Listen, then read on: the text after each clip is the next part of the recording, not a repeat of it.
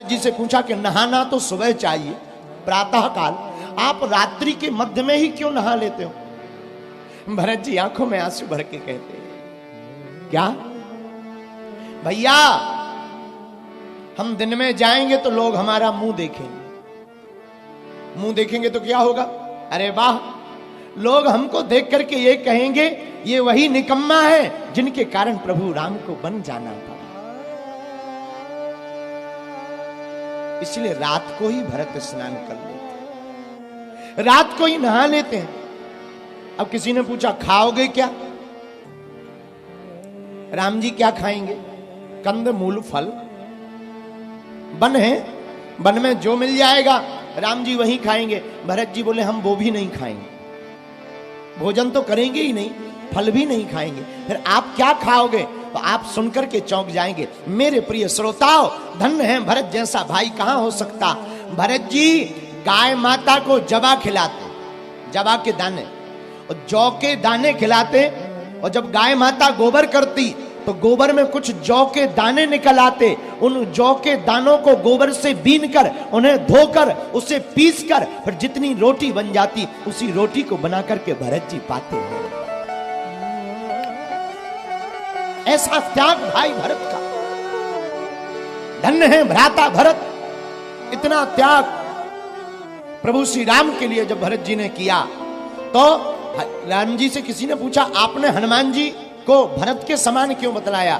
बोले भैया ऐसा त्याग या तो हमारी जिंदगी में भरत जी ने किया या हनुमान जी ने किया। इन्होंने मां को भी त्यागा, द्वार को भी त्यागा, मान को भी त्यागा, सम्मान को भी त्यागा, इसलिए लोग इनको कहते हनुमान है। धन्य है हनुमान जी। इसीलिए गोस्वामी श्री तुलसीदास जी हनुमान चालीसा में लिखते हैं, तुम है मम प्रिय भरत ही सम भाई। हे हनुमान जी, आप हमें भरत के समान प्रिय हैं। तो जब आहा राम जी को 14 वर्ष वनवास के बाद प्रिय बांधवों पता लगा तो सबसे ज्यादा महिमा भरत की गाई, और सबसे ज्यादा महिमा भरत की प्रभु श्री राम ने गाई और कहा कि सुनो, हमें बहुत लोग मिल सकते हैं पर भैया भरत जैसा कोई दूसरा नहीं मिल सकता है। उसी प्रकार प्रिय बांधो, राम जी की जिंदगी में हनुमान जी जैसा कोई दूसरा नहीं आ सकता। धन्य है हनुमान जी। हनुमान जी ने आकर जो प्रभु श्री राम के काज को संभाले हैं, तो राम जी को भी अपने मुख से गदगद होकर के कहना पड़ा कि हे हनुमान जी, तुम्हारे जैसा कोई उपकारी, तुम्हारे जैसा कोई बड़भागी और तुम्हारे जैसा कोई देवता इस पृथ्वी पर नहीं है। तब तो हनुमान जी इसी प्रभाव के कारण चारों युग परी ताप तुम्हारा, चारों युग परी ताप तुम्हारा, है परिसीद जगत उजियारा, है परिसीद जगत उजियारा। इसीलिए हनुमान जी से कोई जीत नहीं पाया। इसीलिए चारों युगों में बजरंग बली की चली। और मेरे प्रिय बांधवों, वर्तमान में चल रहा कलयुग, और कलयुग में किसी देवता की चले या ना चले पर हमारे बजरंग बली की जरूर चलती है। हम नहीं कह रहे, हनुमान चालीसा ये भी कह रहा, और देवता चित न धरई अनुमत से सर्व सुख कर। हनुमान जी के लिए गोस्वामी जी कहते हैं और देवता ध्यान भी नहीं रखते, लेकिन हनुमान जी महाराज सब सुख प्रदान कर देते। बोले कैसे? ऐसे समझो, उत्तर प्रदेश का मुख्यमंत्री मध्य प्रदेश में आकर के कोई नियम पास करे तो क्या लागू होगा?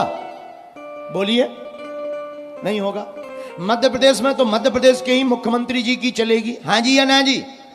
बोलिए, बोलो, हाँ जी या ना जी? अच्छा ठीक है। अच्छा मान लो अमेरिका का राष्ट्रपति आकर के भारत में कोई नियम लागू करे तो क्या लागू होगा? अमेरिका वालों का अमेरिका में ही होगा, भारत का भारत वालों में होगा। हाँ जी या ना जी? हाँ, लेकिन एक बात है, राष्ट्रपति कहलाएगा, राष्ट्रपति कहलाएगा, मुख्यमंत्री कहलाएगा, सम्मान होगा, प्रोटोकॉल होगा, पर चलेगी नहीं। उसी प्रकार कलयुग में सब देवता हैं, लेकिन कलयुग के राजा हनुमान जी हैं, तो भैया देवता सब कहलाते हैं, पर हस्ताक्षर फाइल पर हमारे बजरंगबली के ही होते हैं।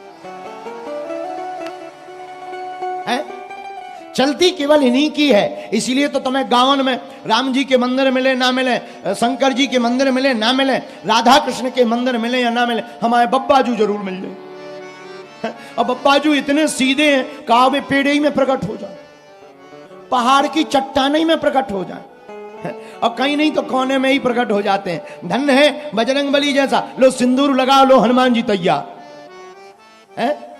ऐसे हनुमान जी सरल, इतने सरल देवता। इसलिए मेरे प्रिय बांधुओं, हम तुमसे यही प्रार्थना कहना चाहते हैं। आज की कथा के पहले सूत्र में हनुमान जी का अवतार सुधार और उद्धार के लिए होता है। इसलिए हनुमान जी के चरण पकड़कर अपनी जिंदगी को सुधार लेना चाहिए, और जन्म के लिए जन्म पा करके और हनुमान जी के चरण पकड़ करके अपना उद्धार कर लेना चाहिए।